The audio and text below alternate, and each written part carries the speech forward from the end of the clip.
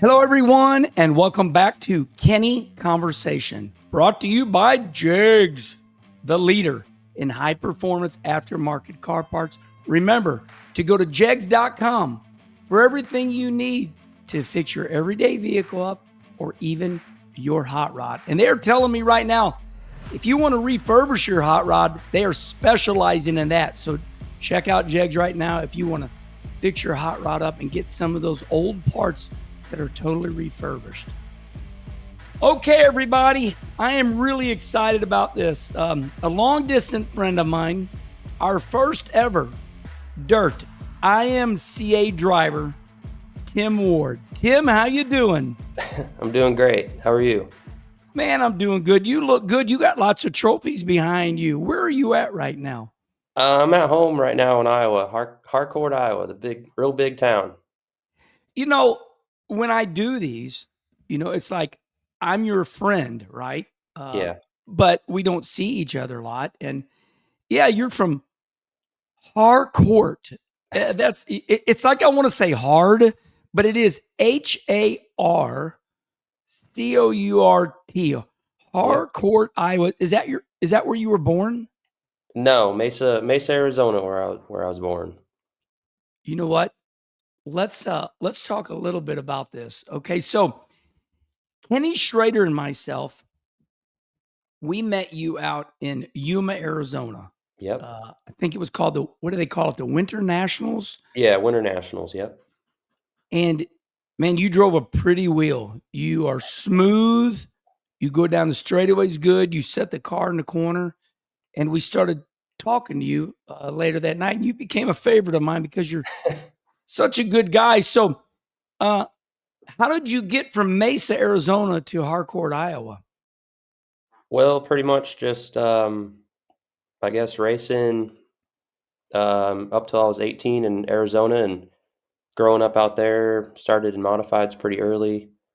Um, when I was about 13, we were able to jump into a mod and do a little mini sprint racing and modified racing at the same time.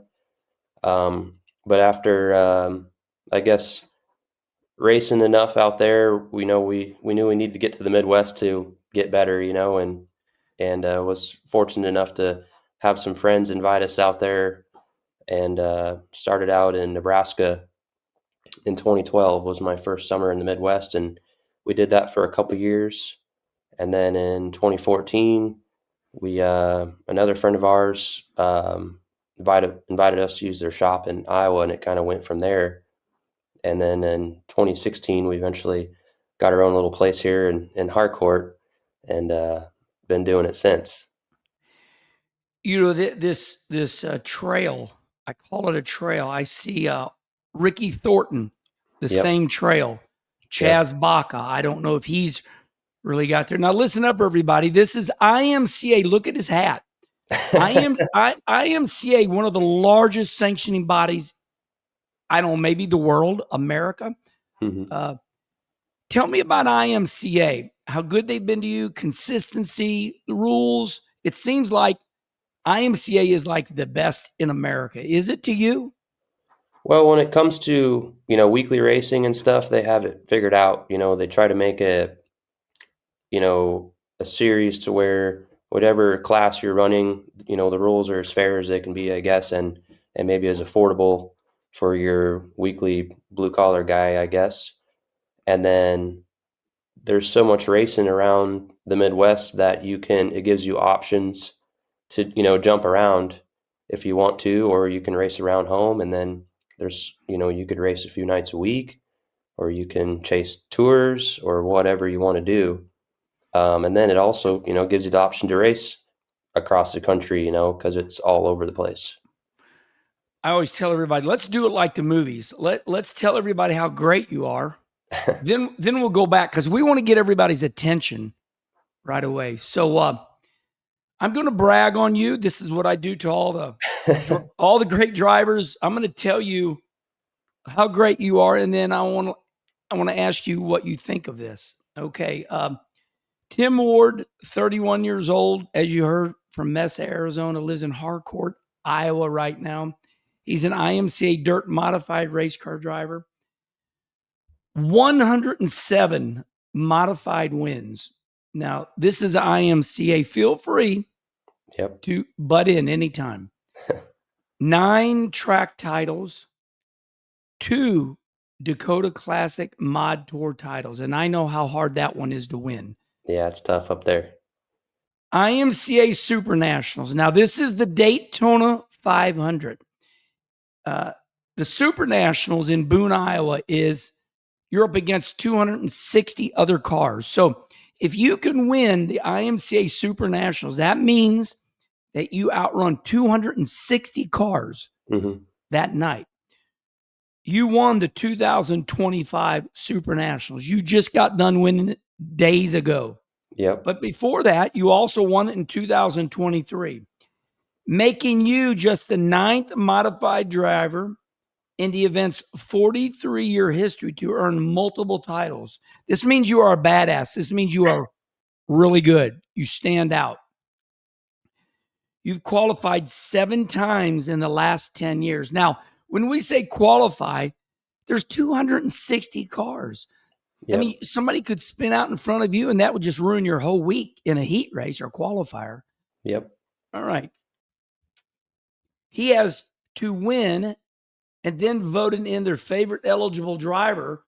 You qualified 7 times. Let me back up here. Oh, this is the race of champions too. All right, you're a 2-time. Yeah, you're a 2-time qualified 7 times. One thing that I like, you're an all-star invitational. Now, this one blew me away. You've qualified 15 times in the last 17 years. Now, this is why I like this one. No driver has qualified for more all-star races in its 22-year history. Drivers earn qualifying eligibility by winning an IMCA sanctioned event that pays a minimum of $1,000 to win. Those who earn eligibility then qualify for the event based on time trials. This format is introduced 5 years ago, that format. For the first 17 years, drivers were required to win a modified event that paid a minimum of 1,000 drivers. So that's the race of champions. Keeps on going here. Yeah, the All-Star race used to be a vote deal. Listen to this one. Okay. You have finished. Let's go back to that. Let's go back to the Super Nationals. You've qualified first. You finished first or second in 3 of the last 5 years. Among 576 all-time qualifiers, only you, Wayne Larson, Mark Noble, John Logue, Dylan Smith, Kyle Strickler, Ricky Thornton, and Cody Laney have had 3 top 2 finishes within a 5-year span. My friend, that's pretty cool. You're not good, you're great. You are one of the greatest IMCA modified racers of all time. What's that make you feel like? It's pretty crazy, really, to even think about that, just because, growing up watching my dad do it, you just, as a little kid, you don't expect to hear that kind of stuff, growing up. I mean, you dream of it, but you, I don't know, it's pretty cool to hear. Yeah, right. You're soft. It's funny because you're soft-spoken, but when it's time to drink some beers after a celebration, you're a lot of fun. You remind me a lot of Terry Labonte. Terry Labonte is like you, but Terry, he's older in age now, but we've had a good time with Terry. That's cool. You're soft-spoken. Where does this soft-spoken come from, mom or dad? Oh man, they're gonna like this part. We joke about it all the time, and my mom really believes it came from her, and we all kind of laugh at her. My dad's dad was a super, I guess, soft-spoken and chill kind of guy. So I feel like that's where I got it from. We're still going back. We're going back and forth. We're letting everybody know about who Tim Ward is, one of the greatest IMCA modified drivers of all time, only at 31 years old. Let's go back a little bit and help me fill it all in. We've already told everybody you are a 2-time Boone National A modified champion, the Nationals, the Daytona 500 Yep. of IMCA. Now, when I look through your stats, 2008 Dirt Car Modified Series Rookie of the Year. Now, listen, nothing's funny. Nothing's funny. It's part of your journey. We went through all the NASCAR drivers. Tony Stewart gets as serious about his go-karts as Hmm. he does winning any race. So tell me about this. At 14 years old, tell me about winning the Harley. I believe Harley Davidson, our buddies out there, the 2008 Dirt Car Modified Series Rookie of the Year at 14 years old. Well, yeah, we weren't quite IMCA yet back then. Um, and yeah, I hopped into a mod end of '07, got a few races under my belt, and then was able to race Manzanita and Canyon Speedway Weekly. I've run those. I've run Canyon. Yep. And 2008 there. And yeah, it was kind of a weird deal where we had a West, I think a East and a West series when it came to like dirt car and stuff. And yeah, just happened to, I guess, do well enough and was one of the rookies that year, was able to run well enough and get the win, I guess, for that side of the country. Um, you know, you're a good driver, but I found out a little bit about Ricky Thornton. They said, "Oh, mhm. Ricky Thornton can get in any car and drive it," but I just found out a month ago. I had no idea he was a brilliant chassis man. It Mhm. would seem to me that your car really good. You got to measure everything to the 16th. I mean, listen, 604 crate motors, is that right? Yeah, Aluminum heads, low horsepower. You got to roll the corner. yeah. Where did you learn about your chassis at?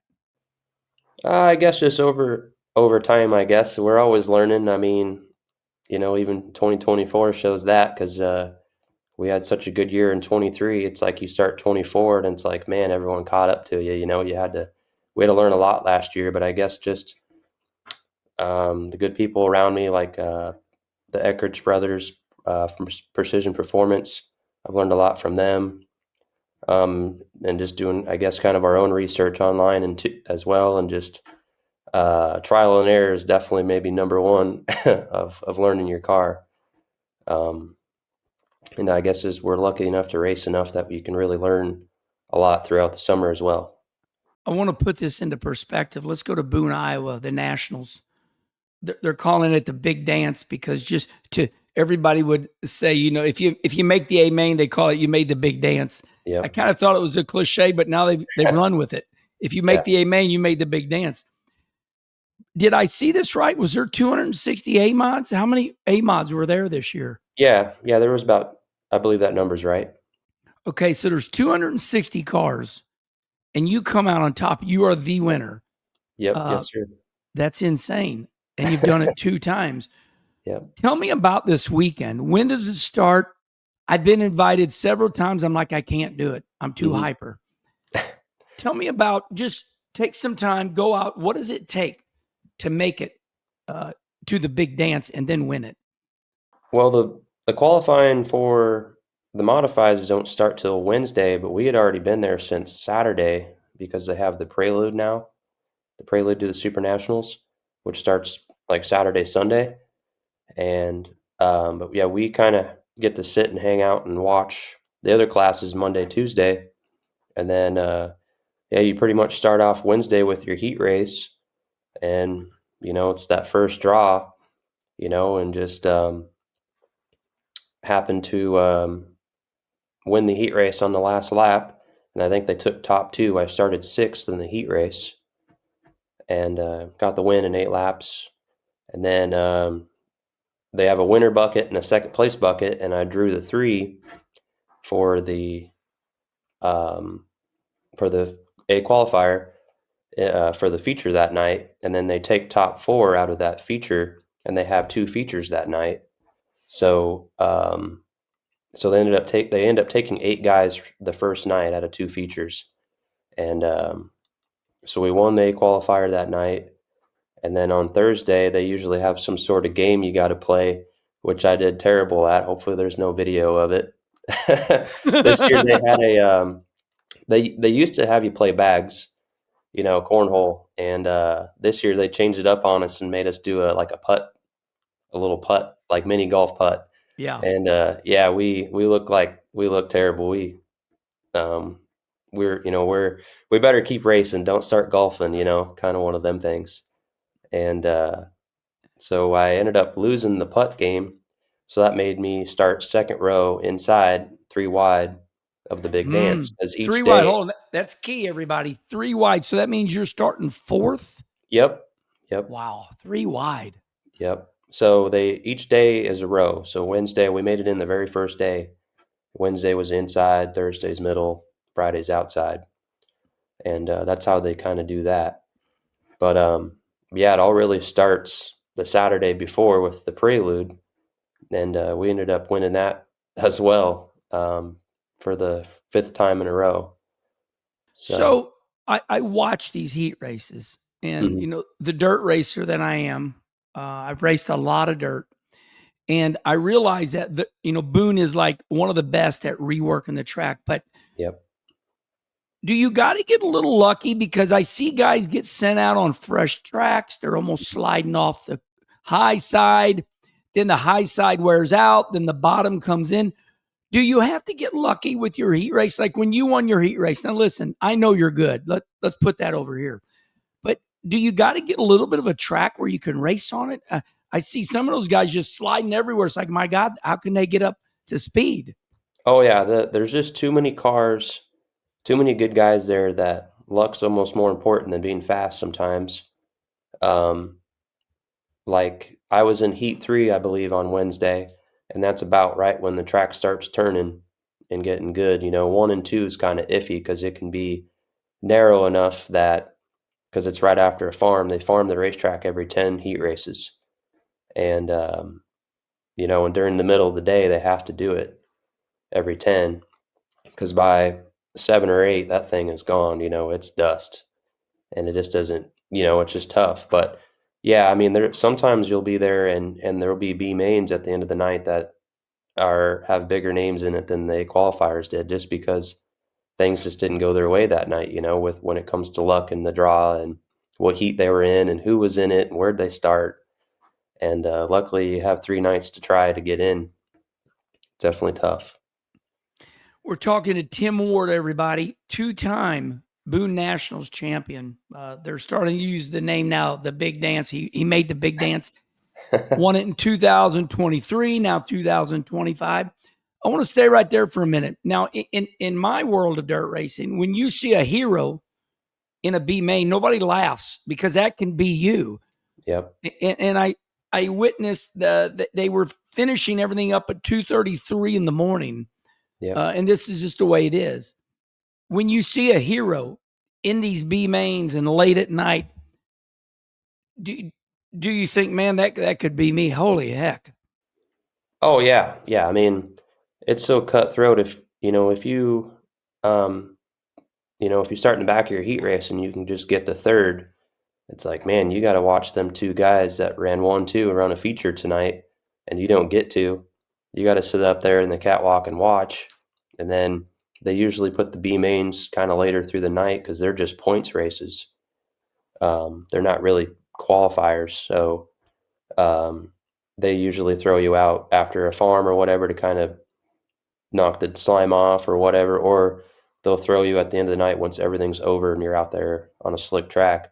But yeah, I mean, that's part of Super Nationals. You get, you're out there all day long, no sleep, whatever, and you got to wait till 2 a.m. to go run your B main for points. It's just part of the grind. We are celebrating Tim Ward, everybody. We're going to talk about his. He dipped his toe into NASCAR. You remind me of what Dale Earnhardt Sr. told me. Senior was a good friend of mine. Now, I'm not name dropping, but I want to set you up, because he would take his motor home. He would stop by my double wide. Dale Earnhardt Sr., the man in black, number 3. He'd stop by my double wide. He'd go, Herman, that's my nickname. He'd say, ride with me to Darlington. And during this conversation, he said, there's thousands of great race car drivers all over America. Mhm. They all cannot be NASCAR because there's Mhm. only like 40, but there's thousands. I mean, have you looked at the IMCA registry between modifieds, stock cars, sports, whatever it is? Do you know how many there are in IMCA? How many race car drivers? Oh, man, I don't even know the number. I'm gonna guess Thousands. 1,000 or so. So Um, so it is to me, Earnhardt is right. When I line up against you guys, mhm. it's like, damn. I mean, you know, these guys are some of the in your opinion. Let me put your back against the wall. Besides Ricky Thornton, okay, let's forget about Ricky Thornton right now. We know he's one of the greats out of IMCA. Who are you racing against right now that Dale Earnhardt Sr. is talking about? Besides yourself, I'm putting you there. You are a NASCAR Cup driver. You're just not there. Who else do you race against? You're like, damn, this guy's good. I mean, you really could look at you could say the top however many in that big dance feature, and even guys that didn't even make the show. There's so many people. I mean, even people that we race with weekly here in Iowa, young kids that moved from the West Coast, your Cody Laney's and Colin Hibbins and stuff like that, that are like they came in after me and kind of in the same boat, really good. Man, there's even guys that have been racing longer than me, that have been in modifieds longer than me, that I'd say are definitely good enough to do it for sure. Like what Dale said. My hero is Kelly Shyrock. Yeah. Uh, Kelly obviously is doing a lot of IMCA now. I talked to Kelly and I said, Kelly, why did you quit USMTS? And he says, just the money's too big. It's like going to Vegas and are we going to a $5 table or $100 table? And Yep. USMTS is awesome, Yeah. but it takes a lot of money. Shyrock to me is a hero. Yep. Uh, do you know about Kelly Shyrock? Oh yeah. Yeah. Me and him are good buddies. He's always uh, treated me really well, even when I was young. Just getting started out in Arizona, racing with him out there. He's always been super cool and definitely have always looked up to him. And yeah, definitely a legend and hero. He's gnarly. He's Yeah. very gnarly. I watch him just bend his front clip at some USMTS race, and he fixed it. And I thought there's no way he can fix it. Of course, he owns Skyrocket Chassis. Hmm. Uh, Kelly's won more races than you and I ever dream of. Oh yeah. He's making a living at this. He's running his stock car. He's running his modified. He's building these things. What is it like to be an IMCA racer? I mean, we know the money's not big. The grind is just off the charts. So I'm going to ask you straight up. How the hell does somebody like you and Kelly, how do you stay eating? Well, I'm really blessed, able to race for my family. We have a um, small business back home in Arizona that my dad owns, and that keeps us running. And a lot of really, uh, you know, I guess I wouldn't even call them sponsors; they're more friends of mine, and keeps us going. I guess really helps a lot. And even if I guess if a guy can keep running well, the race car pays for itself sometimes too. That helps a lot. Um, but yeah, we're just crazy. We're sickos. We love it. Like we can't stand not racing. I guess even this weekend after a week grind of being at Super Nats, it's like, all right, now what am I going to do at home? But I guess we do whatever it takes to go racing. I feel like what I'm going to ask you right now is almost a highlight. What is wrong with us? Why are we? Me too. Me too. Why are we addicted? Why is it when we get a week off, we just start? We just start move. What is it about us? We. So the money I have is from Sunoco. These are a great sponsor of mine. JEGS. My car. Every sticker on my car is money, Hmm. and I got enough money to buy a couple motors, all my tires. But what is it about us? Is it an addiction? Do we have to do it? And then every once in a while you get a little support around you. Do you have an entourage around you? Do they cheer you on? Here. I know you're coming out. Here's 600 for gas. Yep. Tell me about that dynamic. Well, I mean, even a deal like just this past week at Super Nationals, we have so many, I guess, crazy fans that come. We all meet in one spot. So, we did really well with T-shirt sales. We're really excited about that. Happy with that. That helps a lot. Um, yeah, I mean, shoot, I've been out in my garage working on the race car, and somebody stops by just because they knew I lived in Harcourt and they're not too far away, and they gave us $200 for gas. Like, that was super cool. Like, holy crap, you just don't expect that. Here I am trying to tinker on the car and someone stops by. But yeah, it really helps when we race around home for sure. We have a lot of friends that show up and are definitely excited we're there, and buy merch, and their names on the car. Um, they support us whatever, however they can, and that helps a lot. And then you go run well, and then we do have the beers afterwards, and we have a good time. Listen up, everybody. This is Tim Ward. A lot of IMCA dirt racers are listening to this. We definitely don't make money doing this. This is for love of the game. We recently got done running here in Peevely, Missouri, for a 3-day show. Paid $10,000 to win. Mike Harrison won it. One of our goats. One of our Kelly Shyrocks. One of the greatest of all time. Mhm. I tell everybody all the time. I say this dirt racing is so big that when I go out way out west, and I've run a handful of IMCA races, and I'll talk about Mike Harrison, they're like, they don't even know who he is. And it reminded me how regional dirt racing is. Do Mhm. you run across that to where it's so regional that this hero here, like you go 300 miles down the road, it's like they don't know who he is because they got a hero there. You know, our God here is Mike Harrison. He was gifted by God. He's unbelievable. But Mhm. when I go out west, they don't even know who he is. Do you ever run across that? Just has that ever crossed your mind with the thousands of IMCA racers? Do you run through that at all? Yeah, I feel that way even when if I go run an IMCA race, Eastern Iowa. I feel like, wow, I'm far from home. But I mean, like when we go run Volusia or we run the Dome or whatever, I always think it's crazy to be around all these racers. We're all the same. And I mean, I don't expect anybody to be like, "Oh, that's me, that's Tim Ward, whatever."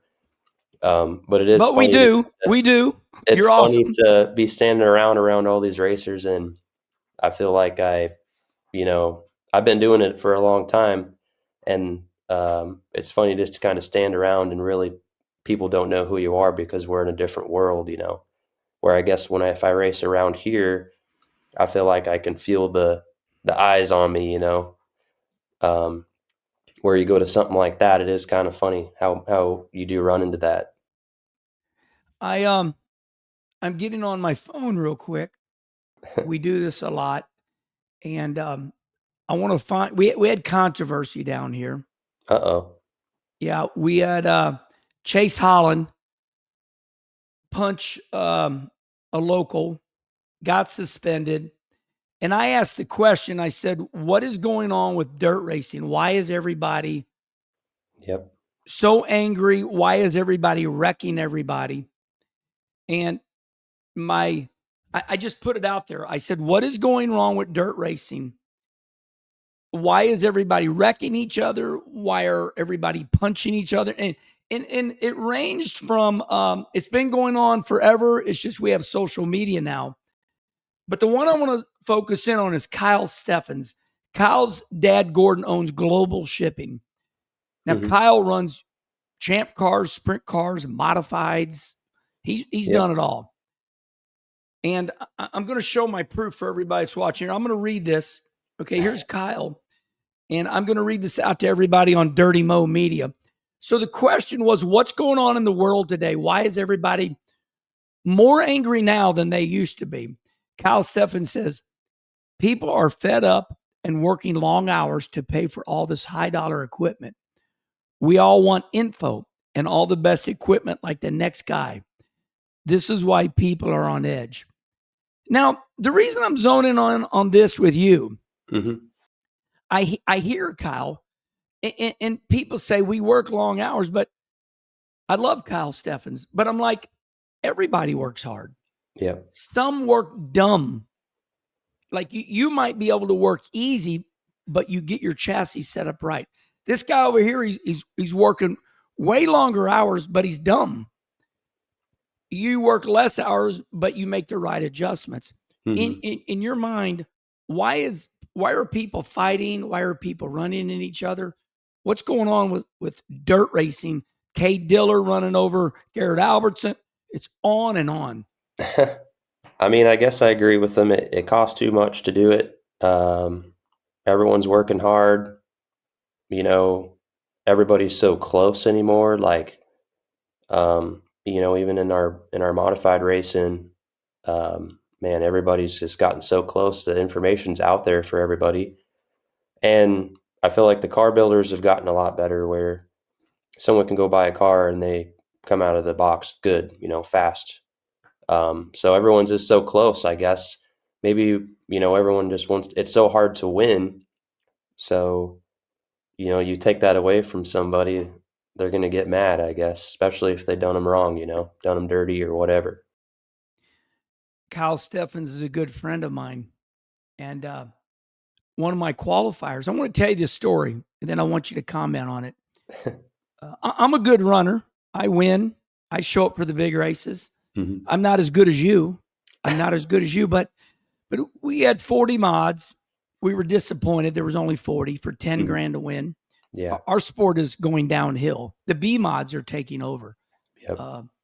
Way more B mods now because they're cheaper. Yep.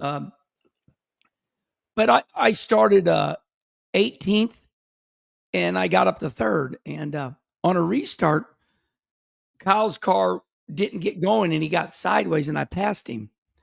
So the race was over and he roostered me like he was mad at me. And I went over to him and I said, "Why did you do that to me? I didn't touch you." "Oh, I was just getting tired. People were passing me." And I said, "Well, you run the wrong left rear shock. When you come down the hill there's a bump there, and you got to nail that bump right to get that forward bite." Well, Kyle, one of my best friends, was ready to kill me because I got by him. And then when I ran USMTS, I had Al Haina. I went to one of the bars up there and it said, "Best friends will kill each other over a $7 plastic trophy." Now, one of my dear friends, Kyle Steffens, was ready to kill me. Now, I've given that guy money. And he don't need no money because, I gave him my invitation to Bristol. What the is it with these racers? What is it? I guess I don't know. I'm too calm of a guy, I guess. I'm not maybe the right guy to ask, but I don't know. It's just a tough game out there and people Yeah, are but they on don't edge. do it for a living, though, is my point. They don't do it for a living. Yeah. You got a family that's got a business. I got a brother. I got an uncle that had a janitorial business.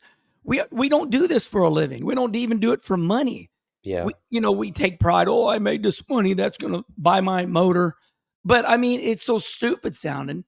Yeah. Uh, the dynamic of they know they don't do it for a living, but in their mind, it's bigger than what they do for a living. Right. Yeah.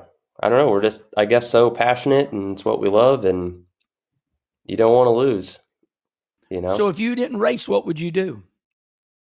Man, I have no idea. Would you work for a living? Yeah, I'd probably work for my dad back home or do whatever. I'm not sure.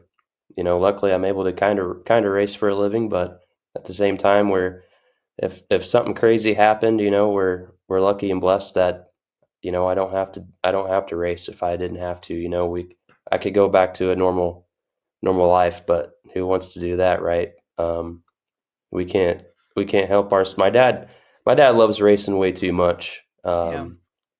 You know, he eats, sleeps, racing. Other than the Green Bay Packers. That's all he cares about. I love this. Um, so honestly, I don't know. And we always joke about, I have some friends of mine that jokes like, let's sell the race cars. I'm buying a pontoon, and I'm like, you know what we're going to talk about on that pontoon? We're going to be talking about racing. So we're screwed. We're doing a deep dive, everybody, into the sport of racing. We're lucky to have Tim Ward, two-time Boone IMCA national champion, 109 wins. We're doing a deep dive in. We're in an era right now where there's a lot of anger out there. We've celebrated Tim early in the show. Now we're talking about what is it with racers. They don't do it for a living, but they act like it's, they go to work in the day and then they race and they lose a lot of money, but racing is more important to them than their job.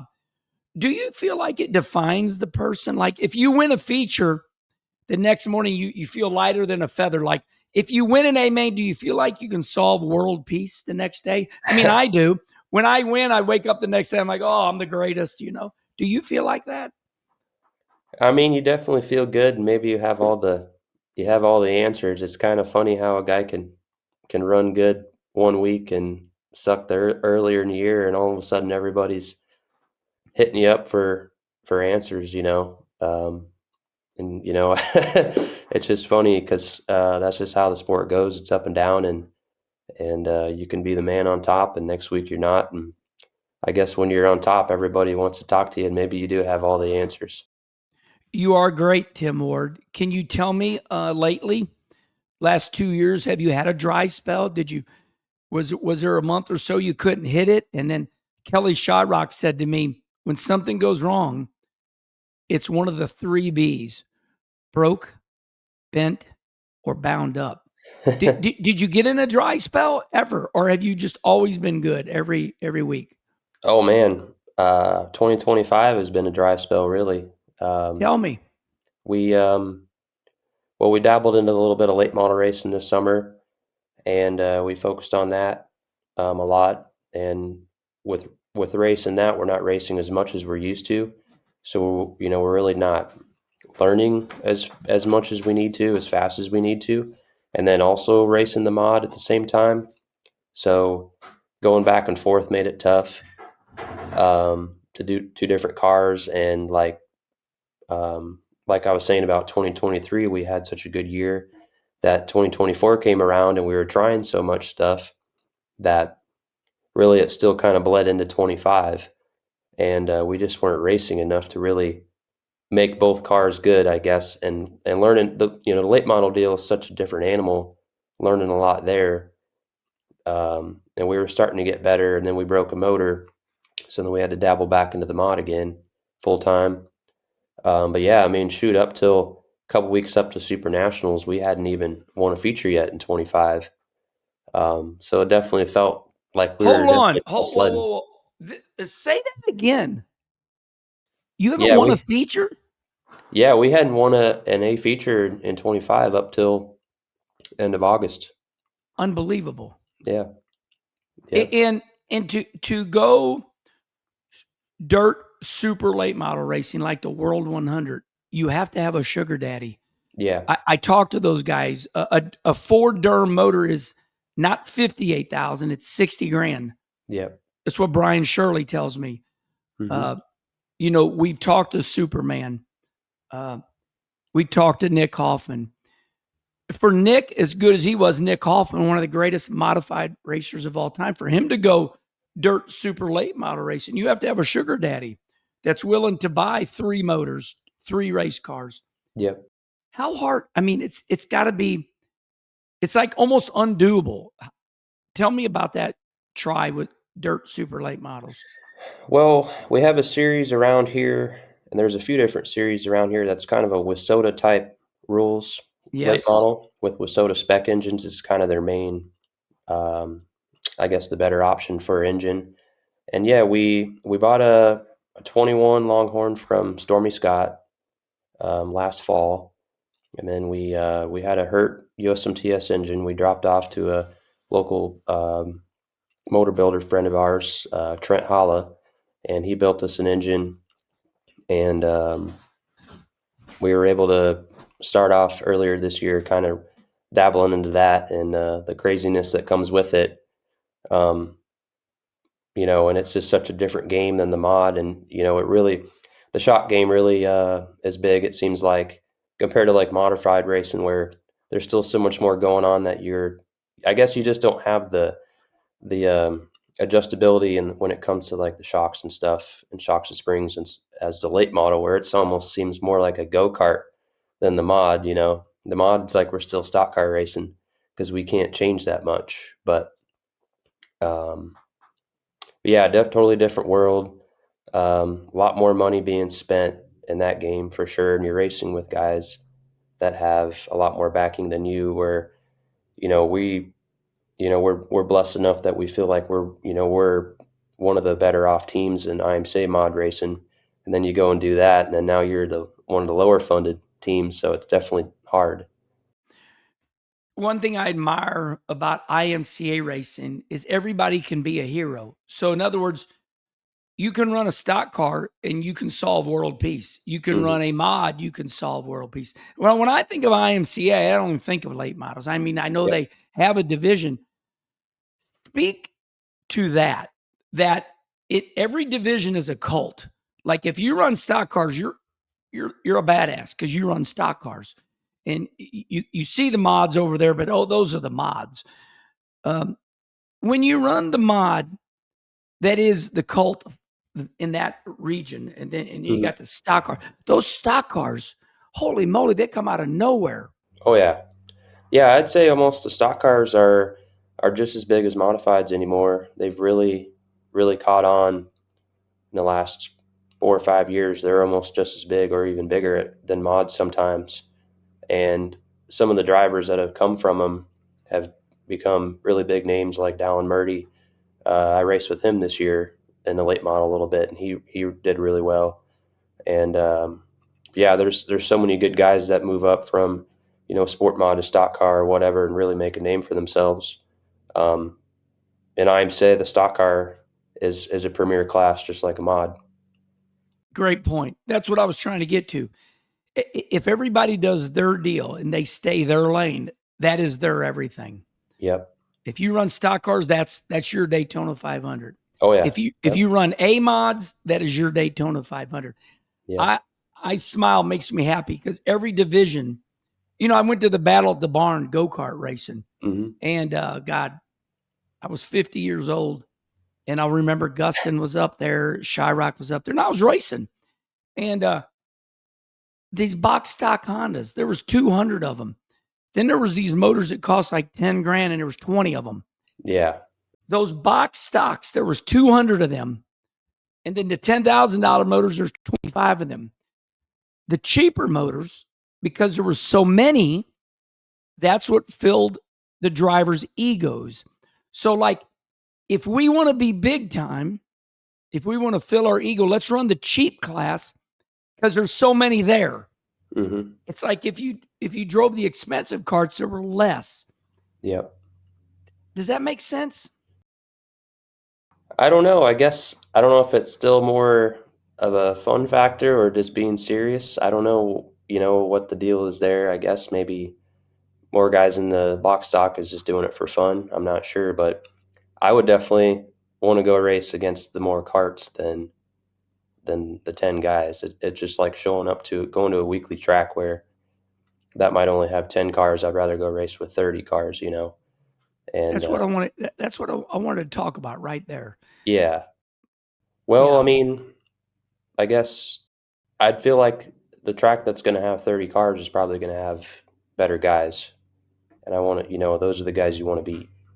So if you're an IMCA right now, you win in a stock car or you win in a mod, who's the hero? Or are they both heroes? Who is thought of as the one? Are they I both mean, the I same? yeah, I'd say both. I mean, it was actually my brother-in-law, Jake McBurney, won the stock car Super Nationals this year, Holy and he darn. races and he races mods too. So I mean, he could have done it in both, and he's just as good as me. That is really good stuff. This is good, deep stuff. I hope everybody with IMCA understands what we're talking about. We chose Tim Ward to take a deep dive in the psychology, the sport of IMCA. It's known as the Working's Man Series. You got the 604 crate, you got the hockey puck tires, you got the Yep. steel bell housing, the stock lower A-frames. Yep. I love it. Yep. Kenny Schrader loves it. I love it. Um, well done. All right, let's take a drink of coffee here, everybody, and let's congratulations in Well, thank all you. your IMCA success, and Thank you. shout out to Brett Root and Ryan that gave me a little bit of information. Uh, Once again, IMCA, probably the largest, oldest sanctioning body in America. Well, they are. Hmm. Uh, all right, this one caught me off guard. You're only 31 years old. You you took a stab at 2018, the K&N series, you Yep. know, NASCAR. You raced at the Las Vegas dirt track. You ran really good. You finished 14th. Now you also did this at Eldora, but let's go with 2018. Somehow you got all this together. You're a dirt racer, and like, damn it, you're going to try it. Tell me about that 2018 K&N Series race at Las Vegas dirt track. You finished 14th. Well, I guess just like a lot of racers, just got lucky. Had some friends from out in Las Vegas that um, had some friends that there was kind of doing some K&N racing, and this dirt race popped up, and it was kind of I'm not really sure why the seat was open. I think it was actually normally a rent-a-ride, and some friends of theirs that sponsored the ride for me out there in Vegas, and threw me in just because I'm a dirt racer, and they were like, "Well, we want a dirt racer in this thing," and they said my name, so just lucky enough to do it, and it was heck of an experience. I mean, shoot, I didn't know what the heck I was doing in that thing, and having a old school manual transmission and all that stuff, having to learn to drive that, and I felt like I was cold trickle learning how to drive it. But you're that good. You got. I mean, it's hard. You got to go in on the right front. If you get it sideways a little bit, Oh yeah. you never gain the traction back. Um, Yeah. It was just a big old boat, and you couldn't really see because yeah. Yep. the track was dusty and the windshield was getting dusted up inside, and we didn't know any better. We didn't have the sides taped up like everybody else, so we were letting dust right in there. But it was a fun experience. Grilling too. Definitely was like, wow, this was wild. Okay, so in 2019, the next year, you Yep. go to the big one. Now, 2019, this is when Eldora and NASCAR is all the rage. I Yep. ran the very first truck race there with NASCAR, and it was great. It really did good. So in 2019, you run the NASCAR Truck Series at Eldora, and buddy, you do it. You finish 16th, and that's a hornet's nest. I mean, Yeah. there. Yeah, tell me about that. It was kind of the same thing. The K&N race, I feel like, was kind of a build up for the truck deal. The next year comes and they want to kind of dabble in some truck racing, and I think they did some actual big track stuff at Vegas and other places. But we were more excited about the Eldora dirt race really more than anything. Um, it was heck of a week. We were having issues. The truck wasn't quite running right, and we were testing out here in Iowa with it, and we felt like we found the problem. So the truck ends up there in Eldora. We show up, and the lift gate doesn't work. Oh, So oh my couldn't get God. couldn't get the truck unloaded. We were like really late through tech. I think we missed first practice, and then we finally get through tech and all that stuff, and we roll out for second practice, and the truck's still not running, and go through waste the whole time of practice um, with the truck not running, and that was I think them. I don't know how to say it right. Ilmore or Gilmore Yeah, engines yeah. You're uh, were right, pretty Gilmore, were pretty Gilmore, new at whatever. the time, And those guys worked really hard for us, so they were really awesome on the deal. And actually, the truck had to be impounded. We all had to leave the pits. They kicked everybody out of the pits, so we couldn't work on it and try to fix it. Well, NASCAR and those guys found the problem. There was like a bladder inside the tank Oh, that had been inspected and certified, but it was failing. It was like collapsing, so it wasn't letting fuel to the engine. That's why it kept running bad and cutting out on me. So pretty much my first full laps in the truck under power was my heat race at Eldora. So it was heck of a experience. I had a blast doing it. We were going to do it again, but then COVID came. 2020 ruined that mm, deal. But yeah, it was a blast. I don't know. We were up in the top 10, I think, at some point. With yellows and stuff, and it was a lot of fun. I started right behind Mikey Marlar that night, yeah. and he went to the front. I think he had a good run, but it was pretty cool just to be standing there. I think doing intros or whatever around these really big names. It was pretty neat. Yeah. Mike Marlar. I'm glad you mentioned his name. Mike was calling me about 5 years ago. Really wanted to go asphalt racing. He went to Nashville, the fairgrounds. We talked to a lot of greats, like Jonathan Davenport, Hmm. Nick Hoffman, and they all, want to be NASCAR. I asked that to JD. I said, JD, Yeah, do you want to be a NASCAR driver? And it's like, all of them say, oh my gosh, yes. yeah, Um, yeah. do you want to do more NASCAR stuff? I mean, I definitely would do it if I had the opportunity. That's for sure. I mean, I think everyone wants to make it to that. I guess. I mean, I want to make it to super late model racing, but I feel like even it's funny to hear big names like that even still wanting to make it even farther. I guess I don't think that dream ever goes away. Really. Yeah. Well, every man has an ego, and we all have learned that if you win a 20-lap feature at your local racetrack, you feel you do belong, but Yep. it's hard for everybody to make it. Yep. Well, listen up, everybody. There he is, Tim Ward. I feel like we've celebrated your career. I've explained to everybody how great you are, Thank the you. dynamics of winning Boone, all the series, the ego, the fighting. We don't do it for a living. What else do you have to say, Tim? Anything about your sponsors, your mom and dad, anything? Well, I mean, I have a ton of them, but yeah, my mom and dad really wouldn't. I really wouldn't be doing it without them. They're probably a lot. I What's their mean, they names? What's their names? Amy Ward and Rick Ward. If it wasn't for my dad being such a sicko racer, we definitely wouldn't be doing it. He, You've showed up. You're good. well, thank you. He tried. He tried. I think he ran 10 years in a row at Super Nationals trying to make it, and he never made the big show. And when we made it in 2016, it was a really big deal for us. Um, because he tried so hard making it, and it was a dream of mine to make it. And that's just what's crazy about Super Nationals. It's I don't know, just such an amazing race. Um, it was a dream come true to make the show, and then when we won it, and then to do it again, it's just incredible. It makes me emotional. Uh, no, it's really heartfelt. And when you made that 2016 Boone race, you had to be happier for your dad than you. Oh yeah, almost, and it was just seeing your mom crying about making it. He wasn't there. He's almost bad luck. He's not allowed to come. Stay. um, We love you, Dad. Stay away. yeah.